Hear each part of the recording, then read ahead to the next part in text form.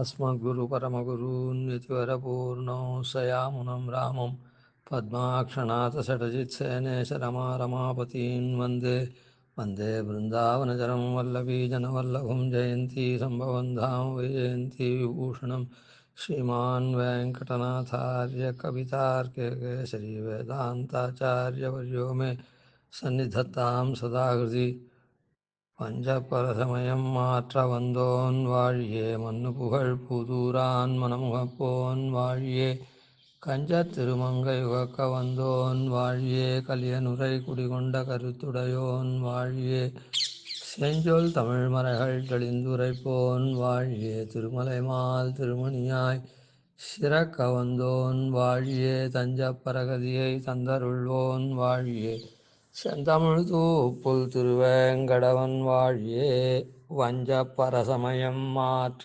வந்தோன் வாழியே.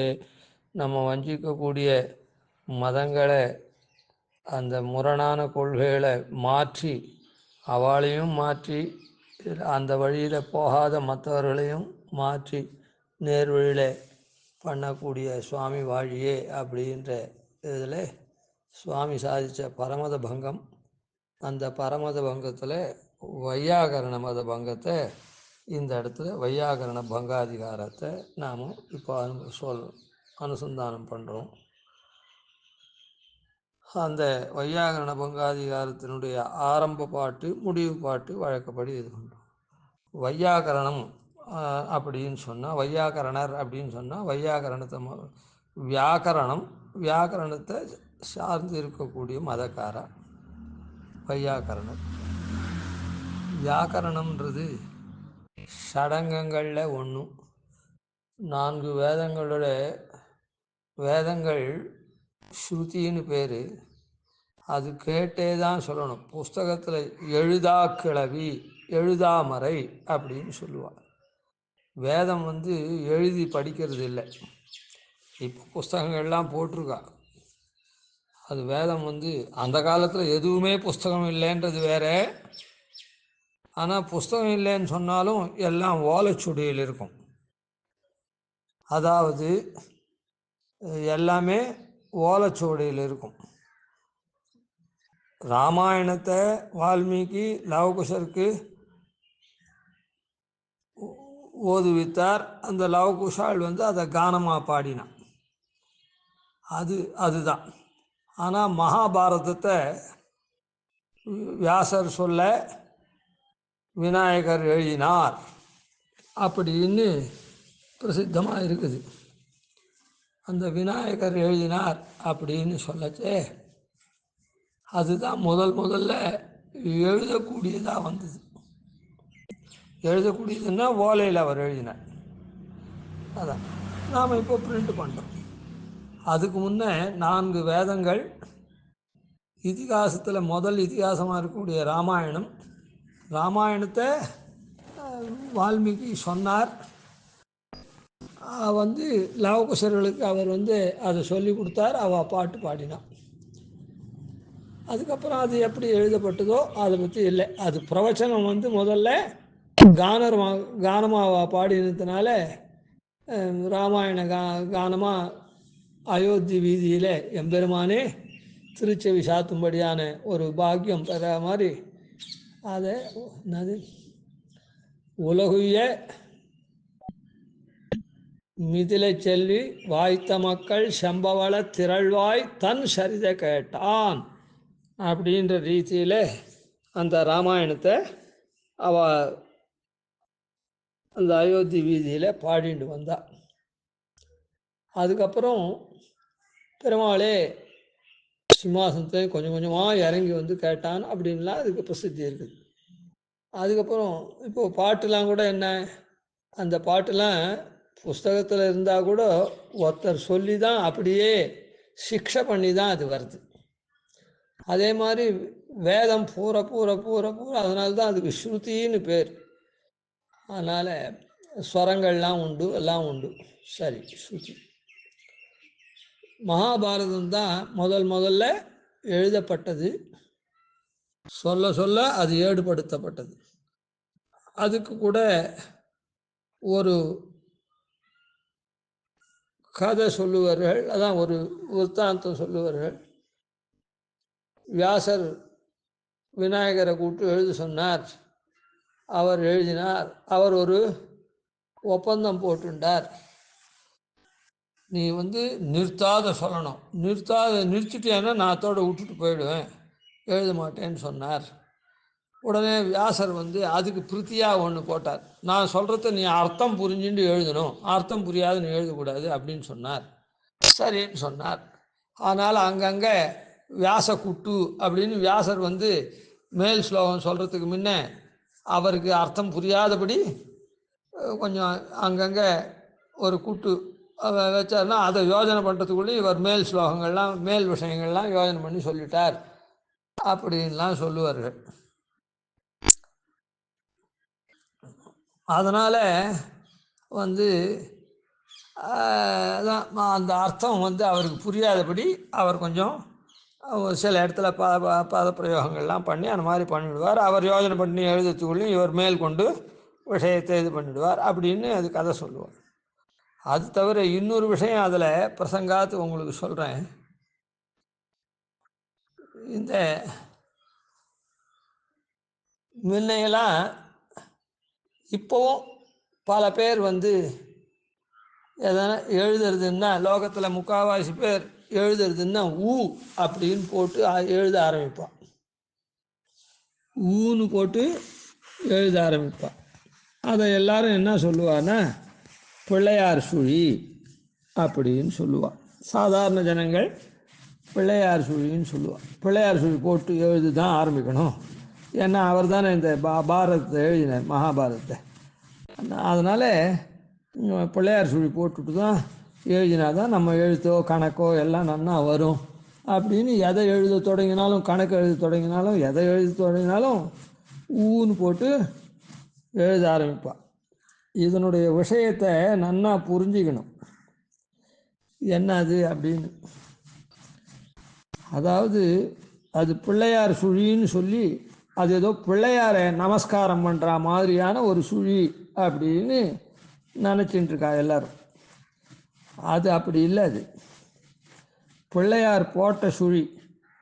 மகாபாரதத்தை வியாசர் அவரை எழுத சொன்னார். அவர் எழுதினார். அதுதான் எழுத ஆரம்பித்தது முதல்னு சொன்னமோ இல்லை, ஏடு படித்தினது. அப்போது அந்த மாதிரி எழுத வரைச்சே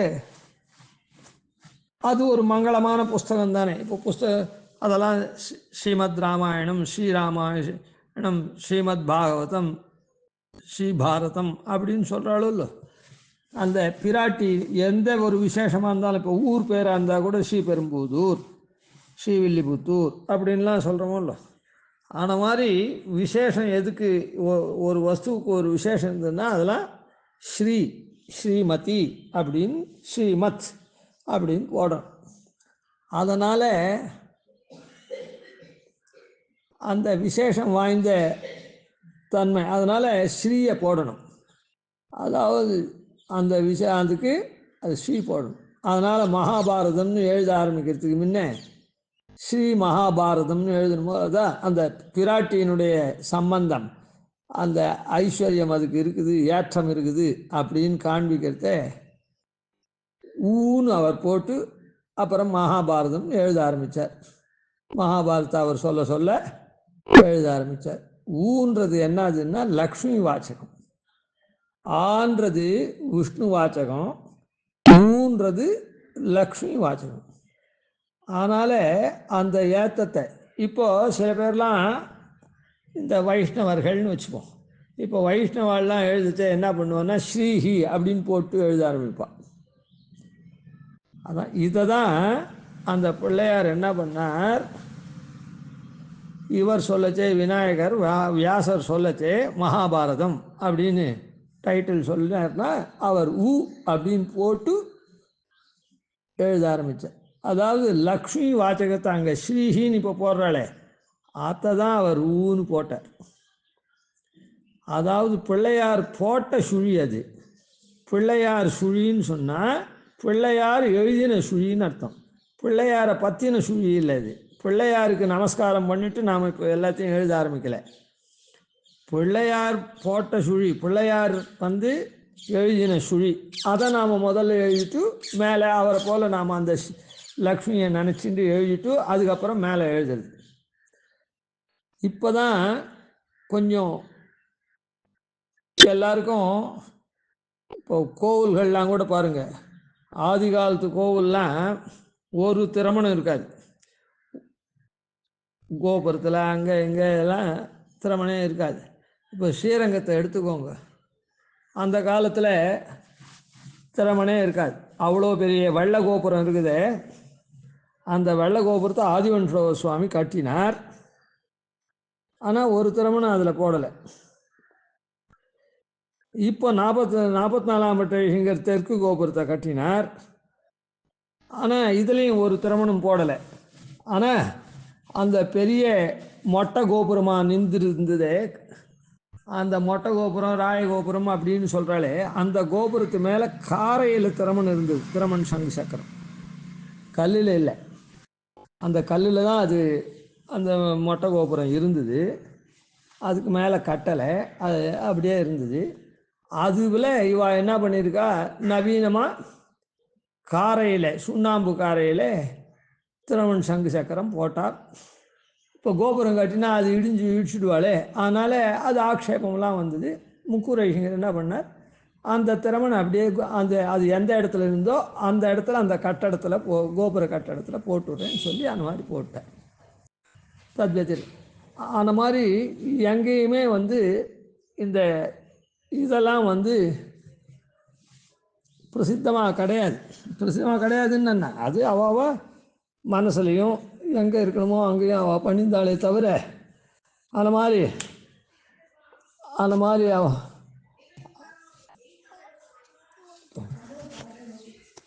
மாதிரி அவள் வந்து இது பண்ணா.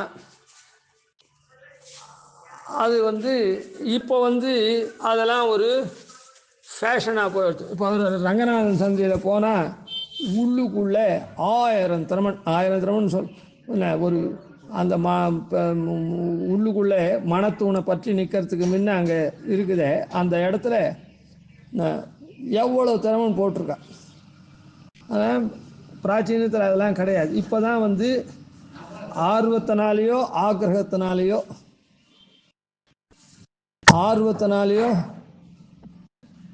ஆக்கிரகத்தினாலேயோ ஆர்வம்னு சொல்லுவோம், ஒரு பக்கத்தில் ஆக்கிரகம் சேர்ந்த ஆர்வம், சரி ஏதோ இருக்கட்டும். அதனால் இப்போ திறமன்லாம் நிறைய அங்கங்கே போகிறது. அந்த மாதிரி இது பிள்ளையார் சுழிக்கு அர்த்தம் தெரியாததுனால எல்லாரும் என்ன பண்ணுறா, ஸ்ரீஹி அப்படின்னு போடுறான். அதாவது ஸ்பஷ்டமாக தெரிகிற மாதிரி ஊன்னு போட்டால் அது எல்லாரும் சொல்கிற பிள்ளையார் ஸ்தோத்திரம் ஆகிடுமே அப்படின்றதுக்காக ஸ்ரீஹின்னு. தெரிஞ்சவாளும் இப்போ அப்படியே போட வேண்டிய நிர்பந்தமாகுது. என்ன நிர்பந்தமாகுது, இவர் ஊ போட்டால் இவர் பிள்ளையார் சுழி போட்டான்னு பொதுவில் சொல்லிவிடுவாளே சாமான்யமாக, அதுக்காக வந்து அந்த விஷயம் தெரிஞ்சவா கூட ஸ்ரீஹின்னு போட ஆரம்பிச்சுட்டா. ஏன்னா தெரியாதவ பார்த்தாள்னா இவாளை வந்து ஓ இவர் பரம வைஷ்ணவராக இருக்கவர் பிள்ளையார் சுழி போட்டார் அப்படின்னு நினச்சிப்பாளேன்னு சொல்லிட்டு. அப்படி இல்லை. அதனால் பிராச்சீனத்தில் பெரியோர்கள் கூட, அதாவது பரமைகாந்திகளாக இருக்கவா கூட ஊன்னு போட்டு பார்த்துருக்கோம். ஏன்னா அவளுக்கு அது தெரிஞ்சுது. ஆனால் இப்போ இருக்கிறவாளுக்கு என்னென்னா, ஐயோ நாம் போட்டுட்டோன்னா நம்ம வந்து மட்டமாக நினைப்பாளேன்றதுக்காக இவாளும் ஸ்ரீன்னு போட்டாள். ஆனால் அந்த ஊன்றது என்னதுன்னா, ஆன்றது விஷ்ணு வாச்சகம் போல் ஊன்றது லக்ஷ்மி வாச்சகம். அந்த லக்ஷ்மி குறிக்கக்கூடிய ஊவை போட்டு எழுது. ஆனால் மாதிரி பிள்ளையார் போட்ட சுழின்றது அதான் பிள்ளையாரை பற்றின சுழி இல்லை, பிள்ளையார் எழுதின சுழி. அதனால் அந்த மாதிரி இருக்குது. அதை இப்போது இந்த எழுதாமறையாக இருக்கக்கூடிய இந்த வேதம் இருக்குது. இந்த வேதம் அந்த ஒருத்தர் சொல்லி ஒருத்தர் ஓதுவித்து ஒருத்தர் ஓதுறாளே, அப்போ மாறிலாம் போயிடக்கூடாது. அந்த கேட்குறதுல தோஷங்கள்லாம் வந்து அது மாறக்கூடாதுன்றதுக்காக அதுக்கு என்ன பதம், என்ன இது, என்ன எழுத்து அப்படின்றதெல்லாம் வர்ணக்கிரமம் அப்படின்லாம் நிறைய. அதனால் இந்த 6 அங்கங்கள் அதுக்கு அப்படி இருந்து எப்படி அர்த்தம் சொல்லணும், எப்படி பண்ணணும், என்ன அக்ஷரம், அதுக்கு என்ன ஸ்வரம் அப்படின்லாம் நிர்ணயம் பண்ணுறதுக்கு ஏகமாக இருக்குது. அந்த 6 அங்கம் அதில் வியாக்கரணம் ஒன்று. இந்த வியாக்கரணம் சாஸ்திரம் என்ன சொல்கிறது அப்படின்னா, ஒரு எழுத்துக்கள் இருக்குது. அந்த எழுத்து சில பல எழுத்துக்கள் சேர்ந்தது ஒரு பதம், சில பல பதங்கள் சேர்ந்தது வாக்கியம். அப்போ அந்த வாக்கியத்துக்கு தான் ஒரு பொருள். வாக்கியத்தினால தான் ஒரு விஷயத்தை சொல்ல முடியும். இன்ன பண்ணு, இன்ன பண்ணாதே அப்படின்றது வாக்கியத்தினால சொல்ல முடியும். அந்த வாக்கியம்ன்றது எப்படி அமையிறதுன்னா, பத சமூகத்தினால வாக்கியம் ஏற்படுறது. பதங்கள் எப்படி வருதுன்னா, அக்ஷர சமூகத்தினால பதம் ஏற்படுறது. இதெல்லாம் அதுக்கு மேலே அந்த வேதமானத்தினால் அது ஸ்ருதி, அது அதுக்கு ஸ்வரமெல்லாம் உண்டு. அதான் இப்போ எப்படி பாட்டில் ஸ்வரம் இருக்குதோ அதே மாதிரி அதுக்கு மூலம் அதுதான். அதனால் ஸ்வரமெல்லாம் இருக்குது. இதெல்லாம் அக்ஷரத்தினால் ஆன சமூகமாக இருக்கக்கூடிய பதங்கள்னால் ஏற்படக்கூடிய வாக்கியம், இதெல்லாம் நிர்தாரணம் பண்ணி அந்த வேதத்தை ஏகரூபமாக அப்படியே வச்சுட்டு வரத்துக்கு இந்த வியாக்கரண சாஸ்திரம் உதவுறது. அதனுடைய பொருள்கள் இது மாத்திரம் இல்லை, அந்த பதத்துக்கு உண்டான பொருள், வாக்கியத்துக்கு உண்டான பொருள்கள்லாம் அவாவா தாறுமாறாக சொல்லிடாதபடிக்கு, இன்ன பதத்துக்கு இன்ன அர்த்தம், இன்ன ஸ்வரத்தோடு கூடின பதத்துக்கு இன்ன அர்த்தம் அப்படின்லாம் அது சொல்கிறது. அப்படி சொல்லக்கூடிய அந்த வியாக்கரண சாஸ்திரம், அந்த வியாக்கரண சாஸ்திரத்தை தழுவி ஒரு இது பண்ணிருக்கா. மற்ற மதங்களை, அதான் மற்றையோர்கள் இந்த வேதத்துக்கு தங்கள் இஷ்டப்படி அர்த்தம் சொல்லாதபடி ஒரு செக் பந்தின்னு சொல்கிறோமே, அந்த மாதிரி அதை நிர்ணயம் பண்ணக்கூடியவாள் சில மாறுதலான கருத்து, அதாவது வேதத்துக்கு அத்வைத்திகளை போல, அந்த